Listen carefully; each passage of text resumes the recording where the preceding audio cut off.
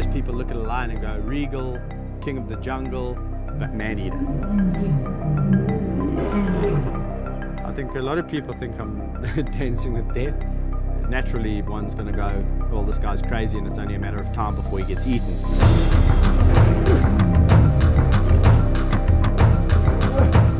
The instinct for an animal to kill, or a lion specifically, is always there. And when they get into that mode of kill, one bite and you're dead.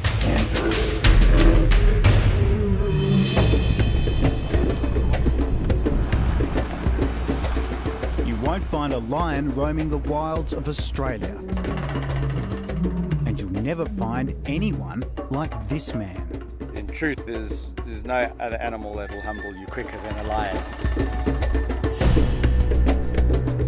If the late Steve Irwin had a kindred spirit, it would be Kevin Richardson. He shuns the company of people. Instead, his life centres on living with one of the most ferocious predators on the planet. You know, I might, piss one of them off one day and he might take my head off, but so be it.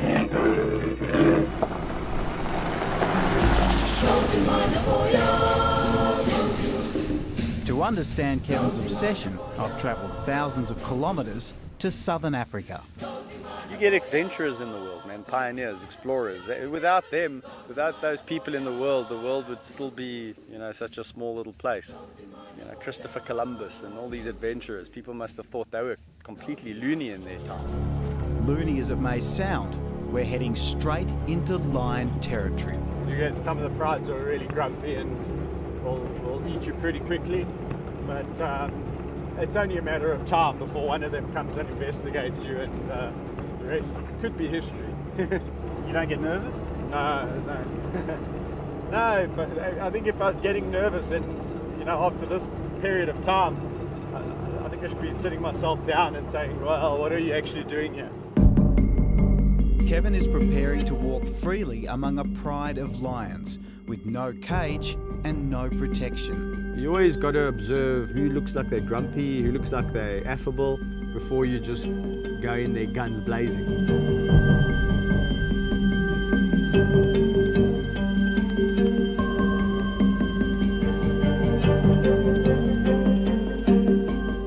At this moment, he's only armed with a deep understanding of animal instinct and lion behaviour. I'll announce myself, I'll talk to ow, and give them, so that they know it's me coming. I'll talk so they can hear my voice. And at least then when you walk in, they know what to expect.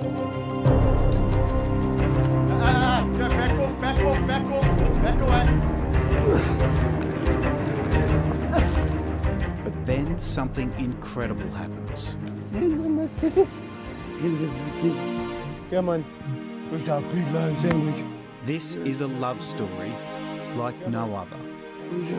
This feared predator, this lion, this killer, this man-eater, has the ability to show such love.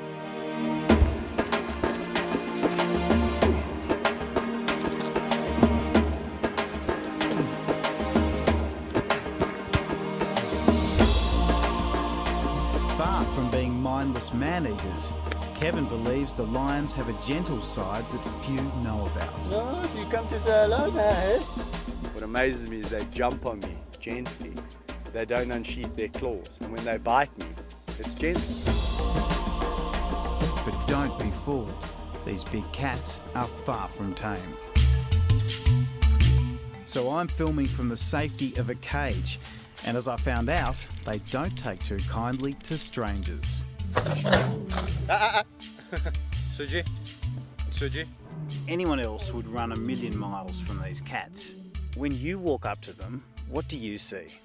It's hard to explain what I see when I walk up to the lions, because to everyone else watching, their mind obviously flicks back to documentaries of lions jumping on the back of buffaloes' backs and taking down, wildebeest and zebra, all these big herbivores. So, I think people have got that in their head. But to me, these are just my friends. Let's go. Come on.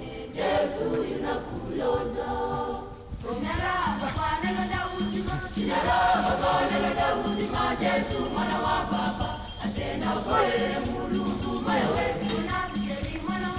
wish somebody would scratch my chin. Yeah, rub my back, scratch my chin. Gandhi. This is a consequence of, or a result of, 12 and a half years of constant bonding and brotherhood. Kevin's first contact with lions was while volunteering at a South African wildlife park. There he met two cubs that captured his heart. And he won theirs. Hey, no, that. Greedy guts. I've met these two lions, I fell in love with them. There was almost like this bond, became almost a brother, an honorary brother. I began to realize that, you can't just look at all predators out there and say, well, that's how a lion behaves. They're characters, and that's what I wanted to get to know. I didn't wake up one morning thinking I was going to go and save the big cats of Africa. It was more of a progression. Today he owns an 1,800-acre game reserve where 4 lion families run wild. Before I knew it, there was 9, then there was 15, then there's 25. Now I'm sitting with 39. But across Africa, their numbers are plunging. Hunted by poachers, poisoned by farmers, their habitat being destroyed. They don't get relocated, they just get shot. Well, lion numbers have dropped by a staggering amount from around about, who knows, but it's around about 300,000 about 15, 20 years ago, down to about 20, 23,000 to this day, which is horrific, which means if it continues to decline on that, at that rate in another 10 to 15 years, goodbye to lions. That's why Kevin is prepared to put his life on the line to raise awareness of their desperate plight. If they didn't know you, do you think they might eat you? The lions, for sure. What do you think they see you as? No, these lions definitely see me as more than just a human acting, or being an honorary pride member. But then on another occasion, you sit there and you realize that they do see you as something different, but they've just accepted you into their clique. So if anyone else had to come here and try and do this, it's, they're not really part of this group.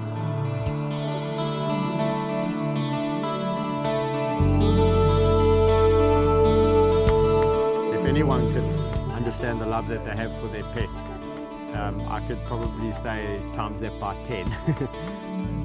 Quite frankly, that's how you could get killed by a lion. If he lies on top of you, he could crush you to death.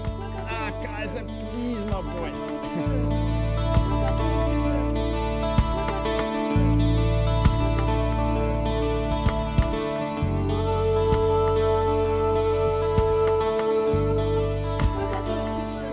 I'll swim with the lions in the river, walk with them in the open areas amongst the game. So yeah, I'll do most things that people would do with their pet dog, with the lions.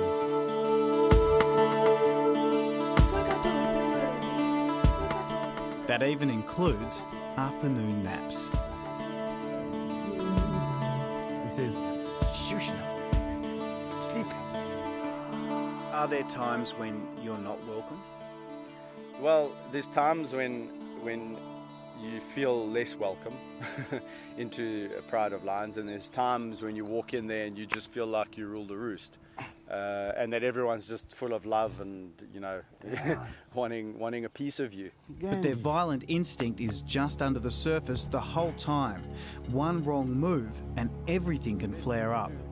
it's to actually stop it, diffuse the situation. Sometimes that biting will turn to real biting very quickly. Stop it. So that's why I just nip it in the bud. I'm going to murder you, boy. If you react badly and you start pulling, or you start getting nervous or panicking, he will bite down on you. So you got to just make him realize that you're not afraid of him, and he can't just bite your leg at will. You see, you can't. You guys are naughty today, hey? You get your tongue pulled. Tongue pulled if you do that. Yeah, it's embarrassing. Have you been hurt? Yes, I get bitten, I get scratched, I get jumped on, my back gets put out, my shoulders. Fortunately, I've never been hospitalized by a lion. That scar there and there is really a lion of his size, actually Rafiki, that bit me accidentally.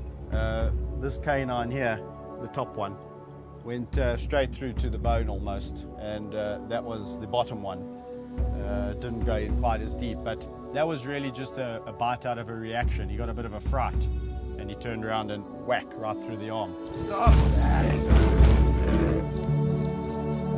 Do you worry that one day they might turn on you? No, I don't worry about lions turning on me, because the day that happens and you start to think about, well, one day will these lions turn on me, you shouldn't be doing it.